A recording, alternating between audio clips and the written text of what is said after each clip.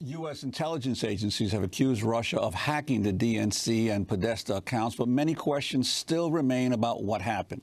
During a recent congressional hearing, FBI Director James Comey placed the blame on Russia intelligence when questioned by Congressman Adam Schiff.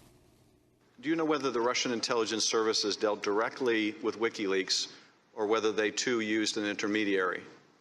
We assessed they used some kind of cutout. They didn't deal directly with Wikileaks, in contrast to DC leaks and Guccifer 2.0. That was FBI Director James Comey on March 20th. Well, joining us now from the Ecuadorian Embassy in London is Julian Assange, the founder of Wikileaks. Julian, welcome back to Democracy Now! Good morning, Amy. Did Russia leak the documents, either the DNC documents or the John Podesta emails, to Wikileaks? We have said quite clearly that our source is not a member of any state, including the Russian government. Now, if you look at these statements by James Comey, James Clapper, going back a couple of months, statements by Barack Obama, they all are harmonious with our description. Now, what the U.S. investigation by James Comey seems to be trying to say, at least in public, is that they perceived that there was some Russian hacking, or at least some hacking from somewhere, of the DNC, other institutions of the United States. In fact, the allegations are that several thousands of people were hacked in those operations.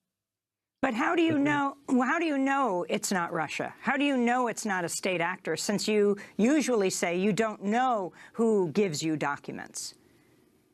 We look very closely at our publications. We tend to come to a good understanding of them, and so we're not willing to go into details about our source because it might describe the sort of person they are, the sort of jurisdiction that they're in, which could put them at risk.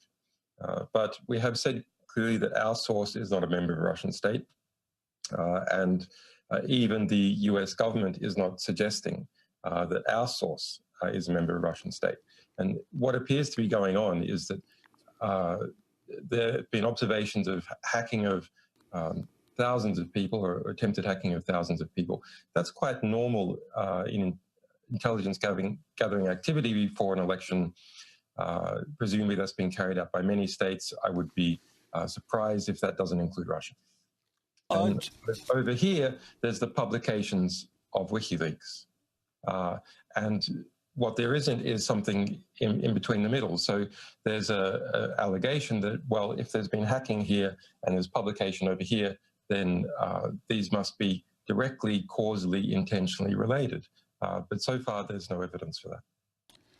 Julian, I want to turn to